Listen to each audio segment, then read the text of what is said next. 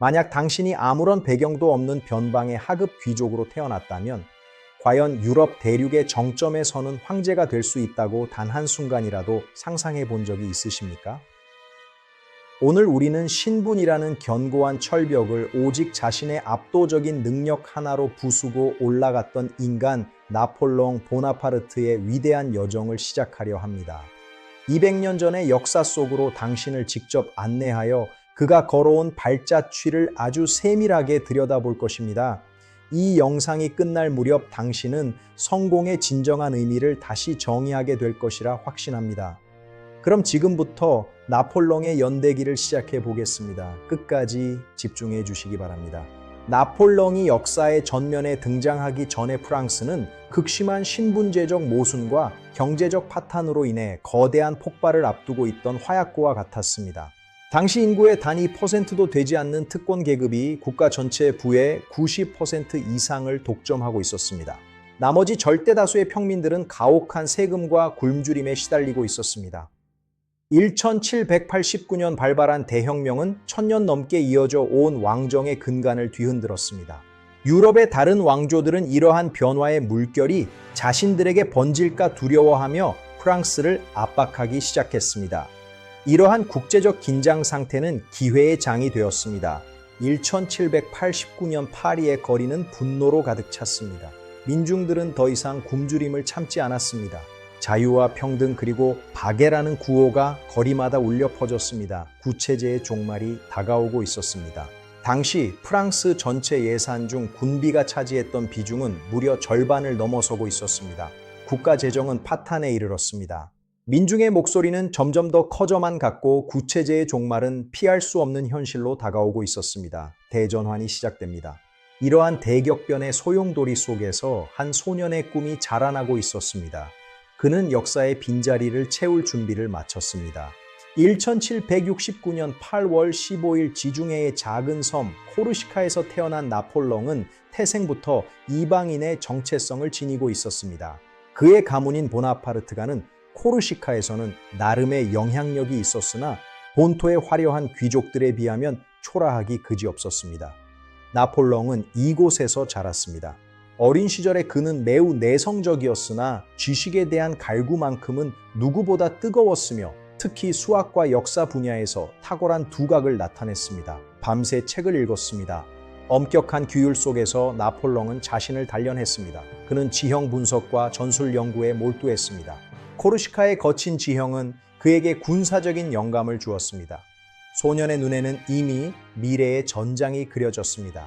코르시카의 험준한 산맥은 소년에게 강인한 의지를 심어주었습니다. 그는 매일같이 이 거친 대지를 누비며 성장했습니다. 지중해의 푸른 바다는 그에게 더 넓은 세상을 향한 동경을 가르쳐 주었습니다.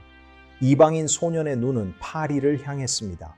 지금도 남아있는 아작시오의 생가는 당시의 고단했던 삶을 증명합니다. 이곳에서 세계를 호령할 천재가 태어났습니다. 브리엔 군사학교에서 나폴레옹은 요새 설계와 수학에 몰두했습니다. 그의 지식은 훗날 무적의 전술이 되었습니다. 조롱과 멸시 속에서도 그는 고개를 숙이지 않았습니다. 오직 실력으로 세상을 뒤집겠다는 결심을 굳건히 했습니다. 1793년 전략적 요충지인 툴롱 항구가 영국군에 점령되었을 때 나폴레옹은 일생일대의 기회를 맞이하게 됩니다. 포화가 항구를 뒤덮었습니다. 그는 적함의 이동 경로를 수학적으로 계산하여 최적의 사격 지점을 찾아냈으며 이는 영국 함대를 당황하게 하기에 충분했습니다. 치밀한 전략의 승리였습니다. 영국 함대는 나폴레옹의 정밀한 포격에 속수무책이었습니다. 항구는 거대한 화염에 휩싸였습니다. 젊은 장군은 직접 전선에서 병사들을 독려했습니다. 그의 용맹함은 혁명 정부를 놀라게 했습니다. 나폴레옹은 기존 지휘관들의 무능을 꾸짖으며 자신만의 혁신적인 포병 배치안을 내놓았습니다. 천재성이 빛났습니다. 빗발치는 총탄 속에서도 그는 직접 대포를 조준했습니다. 병사들은 그의 용기에 감동하여 목숨을 걸고 싸웠습니다. 프랑스군은 툴롱의 요새를 향해 맹렬히 돌격했습니다. 영국군은 예상치 못한 포격에 전의를 상실하고 패퇴했습니다. 마침내 툴롱의 삼색기가 휘날렸습니다. 이 승리로 나폴레옹은 불과 24세의 나이에 별을 달게 되었습니다. 1796년 이탈리아 사령관으로 부임한 나폴레옹은 불가능하다고 여겨졌던 알프스 산맥을 정역적으로 횡단하여 오스트리아군의 허를 찔렀습니다. 영하의 추위와 거센 눈보라도 그의 전진을 막을 수 없었습니다. 알프스는 정복의 첫 관문이었습니다. 뜨거운 사막의 태양 아래에서도 프랑스군은 당당히 전진했습니다. 피라미드가 그들을 내려다보았습니다. 1798년 피라미드 전투에서 그는 4000년의 역사가 우리를 내려다보고 있다는 연설로 병사들의 가슴에 불을 지폈습니다. 장엄한 사막의 결전이었습니다. 나의 사전에는 불가능이란 없다. 나폴레옹은 만년설을 뚫고 알프스를 넘었습니다. 전 유럽이 경악한 행군이었습니다. 이집트 사막의 뜨거운 태양 아래에서 그는 4000년의 역사를 소환했습니다. 정복자이자 학자의 면모를 보였습니다. 거대한 피라미드는 프랑스군의 위용을 지켜보았습니다. 나폴레옹은 고대 문명을 연구하며 제국의 기틀을 닦았습니다. 거친 모래바람도 영웅의 야망을 꺾을 수는 없었습니다. 그는 이집트에서 로제타석을 발견하는 학술적 성과도 거뒀습니다. 1799년 나폴레옹은 프랑스의 제1통령에 등극하게 됩니다. 그는 군사적 승리보다 더 위대한 업적으로 남을 나폴레옹 법전 편찬에 착수했습니다.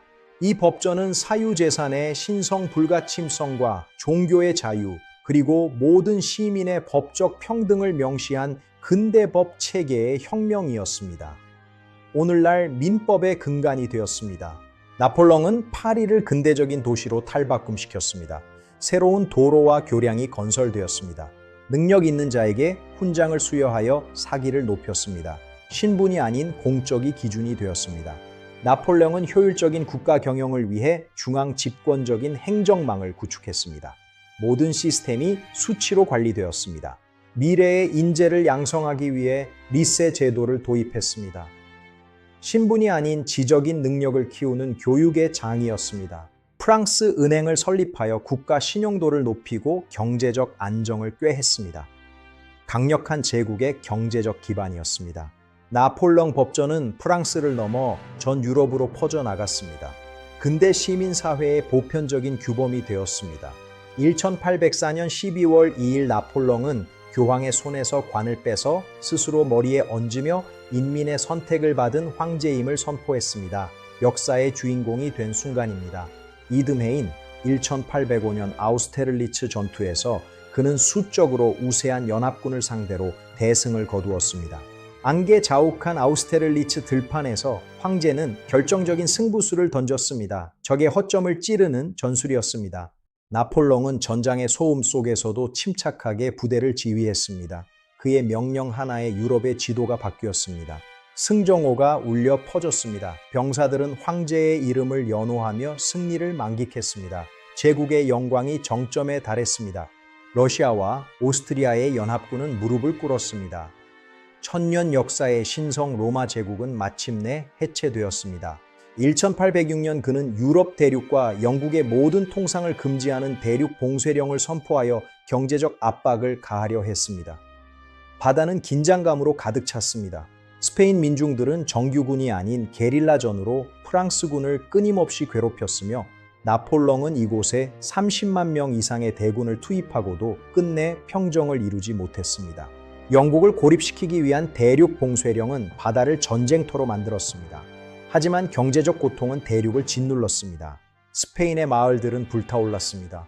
민중의 저항은 끝이 없었고 프랑스군은 보이지 않는 적과 싸워야 했습니다. 고야가 목격한 전쟁의 참상은 영상으로 고스란히 재현되었습니다. 제국의 정예병들이 이 늪에서 소진되었습니다. 끝없는 전투와 보급 부족은 병사들을 지치게 했습니다. 무적 신화에 치명적인 균열이 생기기 시작했습니다. 1812년 6월 나폴레옹은 60만 명의 대군을 이끌고 네만 강을 건넜습니다. 하지만 끝없는 설원과 동장군의 추위가 그들을 기다리고 있었습니다. 비극의 시작입니다. 모스크바에 입성했으나 이미 텅 빈 도시는 러시아군이 지른 불길에 휩싸여 거대한 화염의 바다가 되어 있었습니다. 황제는 아무것도 얻지 못한 채 퇴각해야 했습니다. 60만 대군 중 생존하여 돌아온 병사는 단 3만 명에 불과했습니다. 길게는 쓰러진 말들과 지친 병사들의 시신이 즐비했습니다. 인류 역사상 최악의 참사입니다. 영하 30도의 혹독한 추위가 대육군을 덮쳤습니다. 병사들은 싸워보지도 못한 채 설원 위에서 쓰러져 갔습니다. 러시아군의 청야 작전으로 식량은 바닥났고 마을은 불탔습니다. 굶주림과 추위는 적군보다 더 무서웠습니다. 얼어붙은 강을 건너기 위해 사투를 벌였습니다. 공포와 혼란 속에서 수많은 병사들이 강물 속으로 사라졌습니다. 하얀 눈 위에 버려진 대포와 훈장들은 제국의 몰락을 상징했습니다. 60만 대군 중 단 3만 명만이 살았습니다. 1815년 6월 18일 그는 영국의 웰링턴과 프로이센의 분리허가 이끄는 연합군을 상대로 워털루에서 최후의 결전을 벌였으나 결국 쓰라린 패배를 맛보았습니다. 그는 대서양의 외딴 섬 세인트 헬레나로 유배되어 6년 동안 자신의 삶을 정리하는 회고록을 집필하다 1821년 52세의 나이로 쓸쓸히 숨을 거두었습니다. 그의 육체는 죽었어도 그가 남긴 유산은 전 유럽과 세계에 깊은 뿌리를 내렸습니다.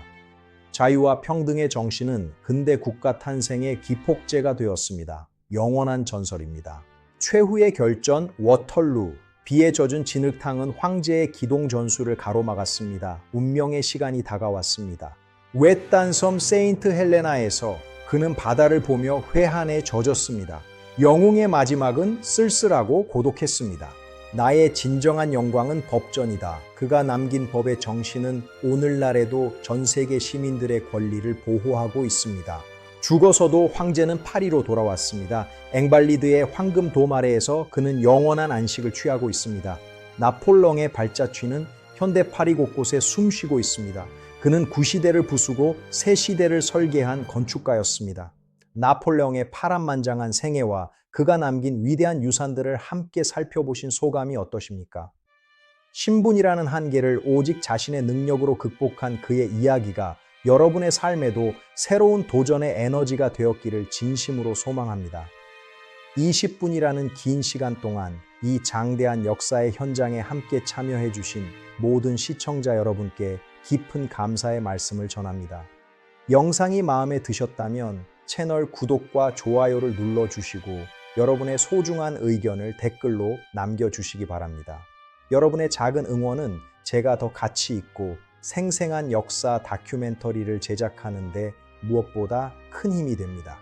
저는 다음 시간에도 더욱 깊이 있고 손에 잡힐 듯한 역사 이야기로 다시 여러분을 찾아뵙겠습니다. 시청해 주셔서 대단히 감사합니다.